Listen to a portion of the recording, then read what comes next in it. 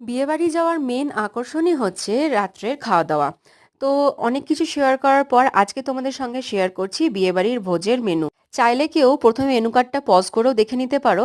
তাছাড়া কি খেয়েছি আমি নিজেই বলে দিচ্ছি। ১ম এই কাঁসার থালাতে ওপরে কলাপাতা দিয়ে সুন্দর করে সার্ভ করলো স্যালাড দিয়ে, গোল্ডেন প্রন ফ্রাই, তার সঙ্গে দিয়েছিল মেয়োনিজ। তারপরে চলে আসলো কুলচা, যেটাতে ভেতরে পনিরের স্টাফিং ছিল, আর তার সঙ্গে দিয়েছিল চিকেন 65, যেটা খেতে আমি ভীষণ ভালোবাসি। সেগুলো খাওয়া শেষ করতে না করতেই চলে এলো জাফরানি পোলাও, আর তার সঙ্গে দিয়েছে গরম গরম ভেটকি পাতুরি। ভেটকি পাতুরিটা দেখে বুঝতেই পারছো খেতে খুব ভালো হয়েছে। তারপরে ভেজের হট আইটেম চলে এসেছে মটন কষা। আমি মটন কষা তো নিয়েইছি, সঙ্গে আবারও একবার চিকেন 65টা নিয়েছিলাম, আর আমার পছন্দের নল পিসটাই আমাকে দিয়েছিল।